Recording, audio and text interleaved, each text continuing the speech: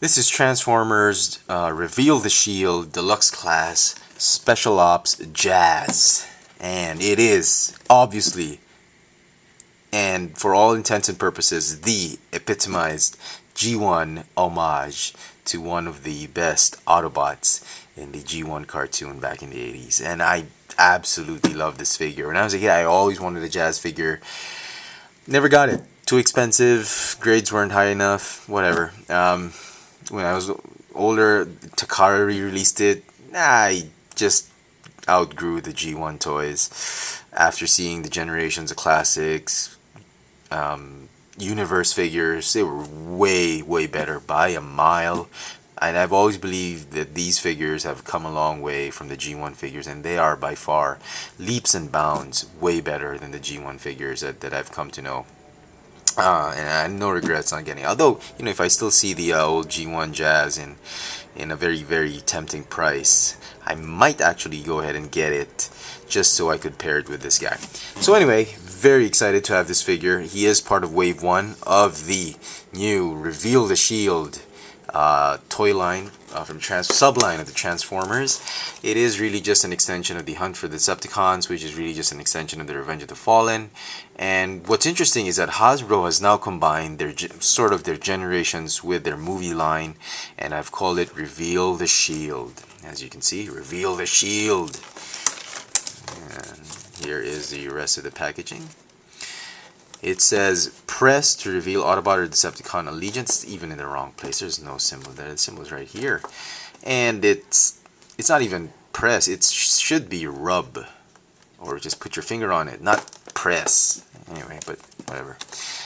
So very nice, very cool. The yellowish motif of the packaging is still very evident. And so you get to mix the sort of a generation universe figure in a movie packaging, whatever packaging. So very nice. I have him in a very simple pose. He's a regular sized deluxe class figure. Not too big, not too small. Here he is with a Seeker mode. Although in the cartoon, the Seekers were really bigger than them, or they looked at least bigger than them, not shorter. So I'm still hoping Hasbro redefines this mold and resurrects it into a new one after they bury it. So, well detailed, just fantastic. It's a great sculpt. Everything screams G1. Really, such an homage to the G1 character. Even the arms, the limbs. What's also interesting is that the feet are no longer flat like the G1 toy. So very nice. It's more accurate to the cartoon. I mean, look at this. The only small minor complaint I have with this figure is that there are too many gaps right there. There's a gap there, some gaps here and there, but you know, it will not detract me from liking this figure and reducing its awesomeness. Well, you know, it's not as obvious. So color wise, very G1 accurate. The gun, not so much. I don't think so. I don't think Jazz had this gun. I think he had something like a little bit more slender and flat or whatever, something like that. Okay, these features in robot mode, he has these if you remember in the cartoon, he would pop out these amps or speakers right here on his shoulders, and they would blast sound waves to Soundwave and the Insecticons and Decepticons, and it would disrupt them. So it's very cool. They didn't have to do this, but they did. So kudos to these designers. You really did your homework. Another feature, oops, that's not how it's supposed to be. Popping off ball joints, you pop off the clip, which actually fits on his gun as well. And the instructions tell you to, well, the instructions say to, I suppose you can also clip this in your other figures, but they would really be pointless since the speakers really are Jazz's weapons. They tell you to do that and sort of enlarge his blaster. But I actually think, since there are grooves right there, well, they're not. I don't think they were meant for that anyway. But I think he could also do it this way. Like he'd have a sound blaster with him, something like that. But it looks funny. Whatever.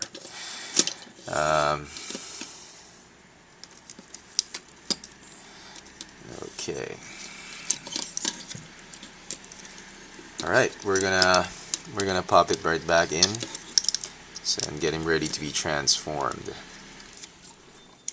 Okay, but in case I forget, before we transform him, since this is my first reveal the shield figure, I will show you the catalog that came with it very briefly. Reveal the shield. Everyday new Transformers robots are coming to Earth to join the raging battle. When they arrive, they scan man-made vehicles in order to blend in and hide from humans. Only you can discover whether a robot is an Autobot or Decepticon. Yeah, right. Reveal the shield and find out. Much like the old Battle Beasts. Anyway, so there, you got the 2-pack, which has the Matrix, I think. I'm not sure. Well, it doesn't show it here. You got Voyagers. I'm probably get this guy. I gotta see it first, though. Maybe, I'm sure somehow I'm going to be suckered into getting these repaints one way or another. And the rest of the deluxe class assortment. And big news, I'm sure you've seen this on the websites, Transformers 3 July 2011. Look for the officially licensed products starting the week of May 16, 2011.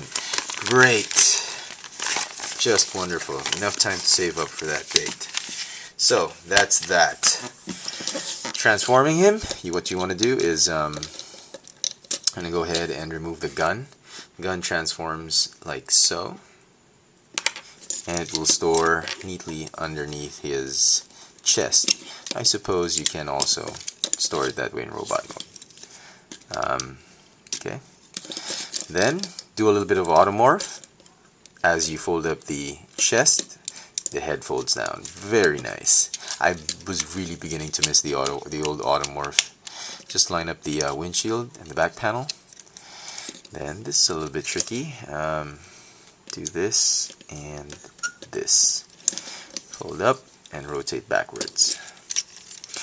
And the instructions don't really teach you a lot to do the arms. It's so vague, and I really don't know why they even bothered making instructions. I mean, these Hasbro people, they should learn a lot from Takara how to transform. It took me a while to figure out what they were trying to say in the instructions, but you know, I suppose, you know, you could get used to it, and then you could figure it out on your own, and you usually just throw away the instructions.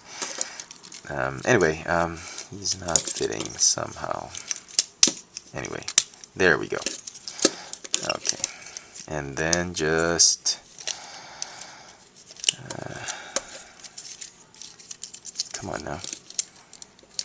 Okay, and then you want to go ahead and just fold the arms forward like that.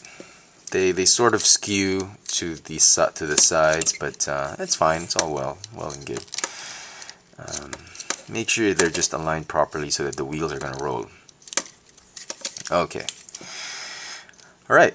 Go ahead and pop in the gun right there.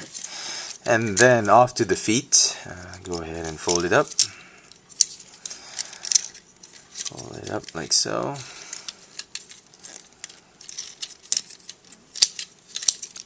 Okay.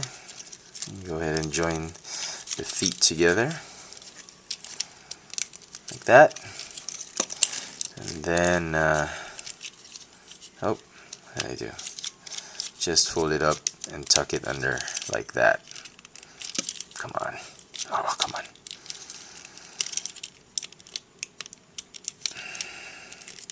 Come on now. Ah, oh, it's not cooperating. You're supposed to, it's just supposed to latch in right there. But it's not happening.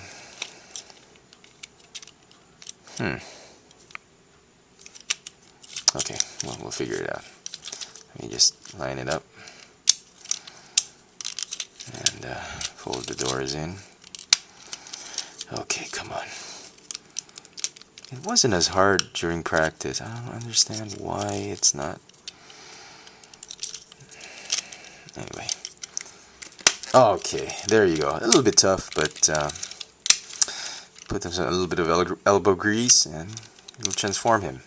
Now, the head sort of gets in the way of rolling properly. It sort of just sticks out, at least on my figure. I'm sure in your figure it's going to be fine, but in my figure, kind of bobs up there. And the rear wheels are fine. The front wheels are a little bit scraping the ground. So, but that's fine. It doesn't really matter. I mean, I still appreciate it. It's no longer the Porsche type of Porsche look-like car in G1, but looks a lot more like the movie car that they used, the Pontiac. You can go ahead and deploy the speakers, I suppose, the same way as in robot mode, just like that.